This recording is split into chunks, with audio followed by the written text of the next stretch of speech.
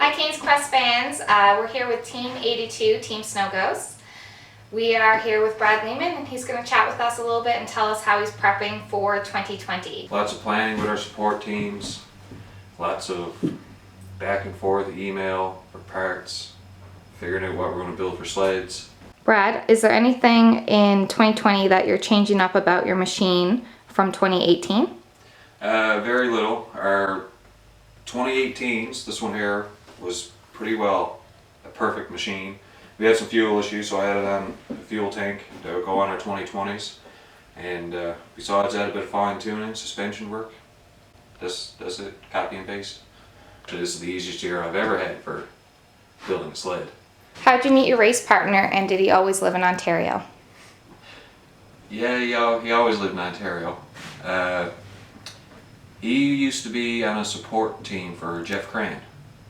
And that's how I come to meet him, through Jeff, through previous races. And then Ryan was looking to compete in a race, and Jeff gave him my name, and we hooked up.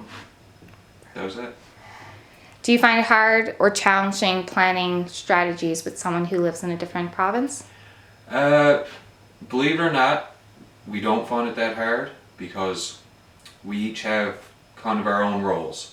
I'll take care of just scouting and some logistics. He'll take care of sourcing some parts and communication stuff with ArtiCAD, all that stuff. So we got a pretty even workload, and you know, we each have our part to play. Brad, when did you start snowmobiling? When was I old enough to whack? Who introduced you to it? My parents, I guess, growing up in the cabin. Mm-hmm. It was always part of life. What was your first machine? I had a Bravo, 1989 Bravo Trapper. How people have said that? Yeah, that's usually the one That that starts no with that. I never had any land, no. No. What was one of the hardest parts about 2018? 2018 was, actually, it was a pretty easy race. The hardest part, I lost an engine. I had to rebuild an engine in Goose Bay. There's not much that would ever make me scratch a race unless I run out of parts, which happened one year. This time, I mean, an engine, 2-3 hours. We actually had to get robbed parts off another team's machine that was already scratched. Oh, okay. Oh yeah, big thanks to Wayne King. They were already scratched, and they had engines gone, and it was the only parts we can get, and because of that, we ended up finishing the race. But besides that, 2018 was by far the smoothest race yet. That was actually from my race partner. We had a list of names. I'd say we had 20 different names, and we just picked one we liked. So him and his buddies used it before. Snowmobiling is day to day, right? Wake up in the morning, go to school, get out of school, go riding, go up behind Smoky Mountain somewhere. I used to wear out a machine every year. That's one thing that I've chatted about with Cain's, is that I feel that most Labradorians, is part of their culture.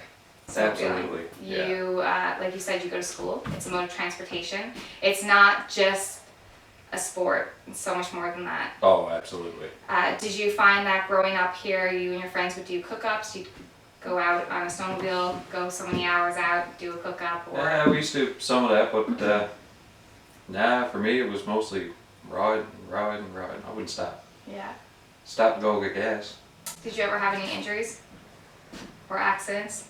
Oh, I've had my share. Actually, I had one last year on this one and done a lot of damage. And I was had to see a chiropractor for 3 months. So I've had my share. What makes you keep going instead of stopping? You recover from that. Yeah. Yes, too fun to give it up. You said that 2018 was a pretty easy race. Do you feel like that's going to cloud your thoughts on 2020? It's going to cloud a lot of teams' opinion of the race that was their first race. Now, I've seen the bad ones too. I've seen the sea ice where we're doing 30 kilometers an hour. This time, I was doing 140, 150 at times. When you get closer to the race, it gets hectic. Yeah. Now, I mean, we try to avoid that, but never happens. You can prepare all you want, but you're Yeah. never ready. There's always the changes last second, or no, we're going to take a different route, so now we got to change everything around, and things change every single time. Yeah.